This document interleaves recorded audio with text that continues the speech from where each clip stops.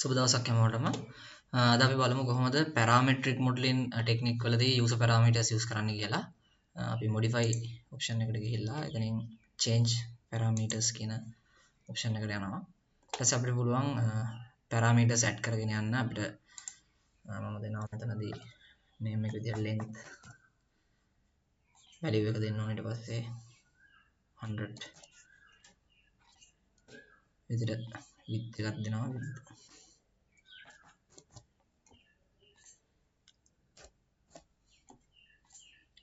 thickness එකත් අපිට දෙන්න පුළුවන්. මේ විදිහට අපිට කැමති parameters ටිකක් assign කරගන්න පුළුවන්.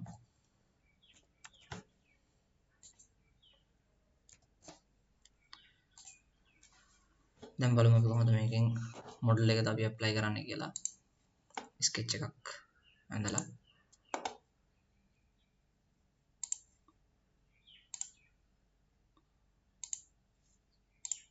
dimensions වලින් අපිට select කරලා දැන් මේක width එක නම් අපිට type කරන්න පුළුවන් අපි දීපු parameter එකේ නම. එතකොට ඒ value එක දැන්ට assign වෙනවා.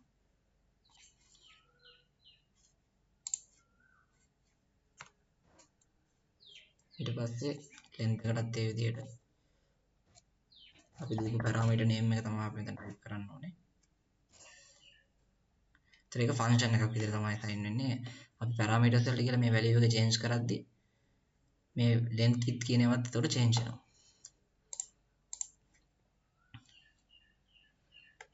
මේ thickness එකක් දෙන්න යන්නේ. මෙතනටත් අපිට පුළුවන් thickness කියලා අපි දීපු parameter value එක add කරන්න.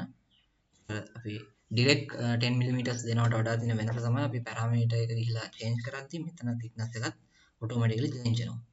ඊට පස්සේ අපිට මේ thickness function use කරලා ඒ වගේම තව functions හදා ගන්න පුළුවන් මේ විදිහට. අපි බලමු. මම hole එකක් create කරගන්නවා.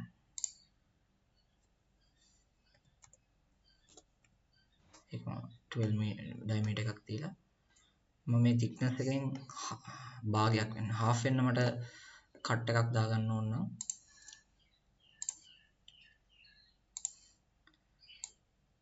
දැන් අපි දැන් මෙතන -5 දුන්නොත් භාගයක් වෙන cut එක ආවට parametric modeling use කරලා thickness divide by 2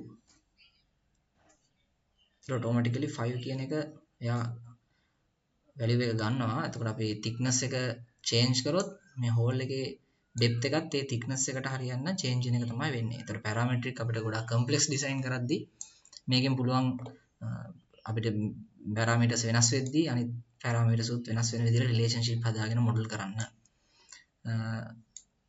මේ වීඩියෝ එක බලලා බැලුවට thank you. ඊළඟ වීඩියෝ එකදී අපි හමු.